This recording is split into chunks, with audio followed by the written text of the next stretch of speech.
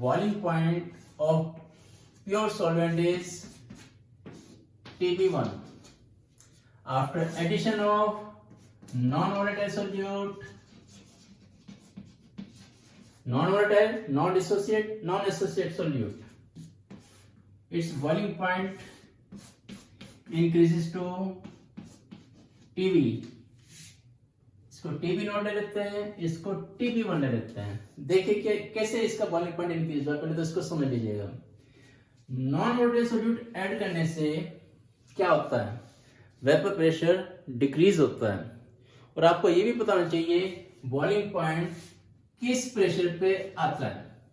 जब ये vapour pressure atmospheric pressure के इक्वल होगा, 1 atm के इक्वल होगा, तभी ये प्योर सॉल्वेंट बॉयल होता है। जैसे वाटर की हम बात करते हैं, वाटर का boiling point 100 degree Celsius 1 atmospheric pressure पे होता है। तो जैसे नॉन वोलेटाइल सॉल्यूट ऐड करेंगे 100 डिग्री सेल्सियस पर, तो जो वेपर प्रेशर है वो डिक्रीज होगा। वेपर प्रेशर डिक्रीज होगा तो उस वेपर प्रेशर को 1 एटमॉस्फेरिक प्रेशर के इक्वल करने के लिए हीट देनी पड़ेगी, उसको इंक्रीज करने के लिए हीट सप्लाई करनी पड़ेगी, टेम्परेचर राइज करना पड़ेगा, और बॉइलिंग पॉइंट इंक्रीज होकर बन जाएगा TB1। तो डेल्टा TB,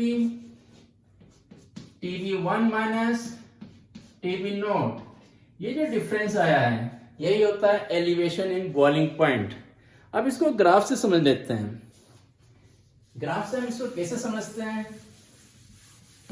जैसे प्योर सॉल्वेंट के लिए जब आप वेपर प्रेशर ग्राफ बनाते हो तो कुछ इस तरीके से आता है।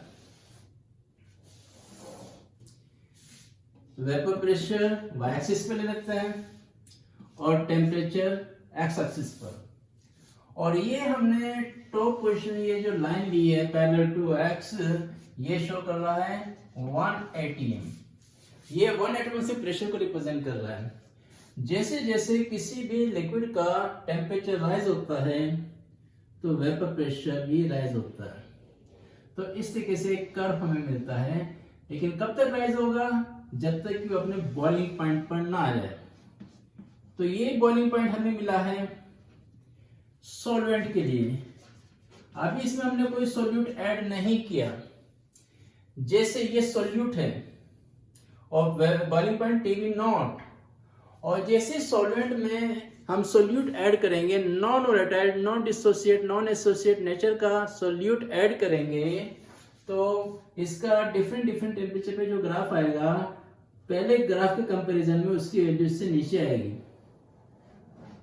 अब आप देखिएगा प्योर सॉल्वेंट का जो बॉइलिंग पॉइंट है, वहां पे सॉल्यूशन का जो वेपर प्रेशर है, ये हमारे सॉल्यूशन हो जाता है, इसका जो वेपर प्रेशर है वो सॉल्वेंट के कंपैरिजन में कम आया है। इट मींस ये सॉल्वेंट का जो बॉइलिंग पॉइंट है उस पे ये बॉयल नहीं हो रहा है। तो बॉइलिंग कब होता है, जब वेपर प्रेशर एटमॉस्फेरिक प्रेशर के इक्वल होता है। तो इसके लिए टेम्परेचर राइज करना होगा, तब जाके ये यहाँ पे 1 atm के इक्वल होगा। तो ये आपको मिल गया बॉइलिंग पॉइंट ऑफ सॉल्यूशन 1। ये सॉल्यूशन 1 लिया है। इसी सॉल्यूशन 1 में सॉल्यूट की और अमाउंट ऐड करने से क्या होगा, वेपर प्रेशर फिर डिक्रीज करेगा। तो ग्राफ आपको मिलेगा इस टाइप का। तो एक नया बॉइलिंग पॉइंट ये मिल के आएगा। तो ये हो गया TB2 फॉर सॉल्यूशन 2। तो पहला ग्राफ सॉल्वेंट के लिए, उससे नीचे वाला ग्राफ सॉल्यूशन 1 के लिए जिसमें सॉल्यूट की अमाउंट कम है, और तीसरा ग्राफ जो है आता है सबसे नीचे वाला उस सॉल्यूशन के लिए जहां पे सॉल्यूट की अमाउंट इंक्रीज कर दी गई है। तो आप देख रहे हो ऐसे करके आपके सामने ये डिफरेंट डिफरेंट बॉइलिंग पॉइंट मिल रहे हैं, यानी बॉइलिंग पॉइंट सॉल्यूट ऐड करने से इंक्रीज हो रहा है। तो यहां से सीधे सीधे हमारे समझ में आ जाता है। और अगर यहाँ पे आप डेल्टा TB की वैल्यू फाइंड आउट करना चाहते हो, बड़ा आसान है।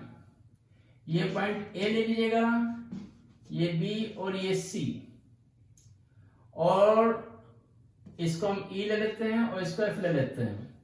अब देखिए ये ट्राइंगल आपके सामने ये है जिसको मैं डार्क कर रहा हूं, और एक ट्राइंगल आपके सामने ये है, और दोनों सिमिलर ट्राइंगल है। A C एफ, एक ट्रायंगल ये हुआ और दूसरा ट्रायंगल हुआ A B E. Both are similar triangle. Similar triangle है तो यहां पे इनके आप अप्लाई कर सकते हो सिमिलर ट्रायंगल लॉ। इसके according A C upon A B equal होगा A F upon A E. A C upon A B जो पैरेलल लाइन होती है उनका ratio A C upon A B को होगा एफ अपॉन ए ई के। तो ये हो गया सिमिलर ट्रायंगल लॉ। अब ए सी क्या है, ए पे बॉइलिंग पॉइंट आप देख रहे हो टीबी नोट और सी पे बॉइलिंग पॉइंट है टीबी टू। तो ये हो जाएगा TB nought minus TB two. A B पे आते हैं, ए से बी तो ये आपको मिल रहा है TB one minus TB naught. Okay, इसको TB two minus TB naught कर लेते हैं। ये हो जाता है TB one minus TB naught. ये सेकंड सॉल्यूशन का एलिवेशन हुआ और नीचे फर्स्ट सॉल्यूशन का elevation boiling point. A F आप देख रहे हो, ये वेपर प्रेशर के डिफरेंस को शो कर रहा है। इसको हम पी नोट ले लेते हैं, इसको P1 ले लेते हैं और F पॉइंट पे प्रेशर ले लेते हैं P2, सेकंड सॉल्यूशन का वेपर प्रेशर। तो F हो जाएगा P नोट माइनस P2 और AE हो जाएगा P नोट माइनस P1। ये बहुत ही इंपॉर्टेंट रिलेशन बना आपके सामने। सेकंड सॉल्यूशन का एलिवेशन अपॉन फर्स्ट सॉल्यूशन का elevation equal to second solution का lowering vapour pressure upon first solution का लॉरिंग वेपर प्रेशर। चलिए मैं इस ग्राफ को साफ कर देता हूं। आप इस रिजल्ट को देख लेते हैं, क्या रिजल्ट हमें मिल रहा है। इसको मैं लिख सकता हूं delta TB two upon delta TB one equal to delta P2 upon delta P1.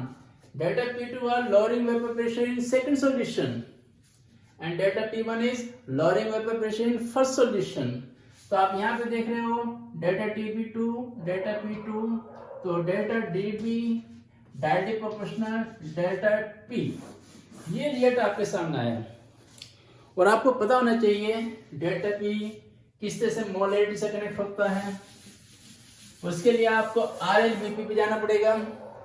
Relative lowering vapour pressure P nought minus P upon P nought equal to होता है molarity molar mass of solvent upon 1000। अब यहाँ पे Ma constant है, P nought की value constant है pure solvent के लिए और P nought minus delta P को हम लिख सकते हैं delta P। P nought minus P को ले सकते हैं डेल्टा P। तो delta P upon P note molarity Ma upon 1000। अब देखिए delta P directly proportional molarity हो गया क्योंकि ये कांस्टेंट वैल्यू है, ये भी कांस्टेंट है, ये भी कांस्टेंट है। तो delta P directly proportional molarity. तो directly we can write delta TB directly proportional molarity और यहाँ पे कांस्टेंट आता है, कांस्टेंट हो जाएगा Kf इंटू मोलैरिटी। ये फॉर्मूला बन जाता है एलिवेशन बॉइलिंग पॉइंट के लिए। किस केस में, जब कोई सोल्यूट नॉन डिसोसिएट नेचर का हो, नॉन एसोसिएट नेचर का हो और नॉन वोलेटाइल नॉन DAV। चलिए delta TB equal to KB into molarity. इसको आप अच्छे से याद रखेंगे।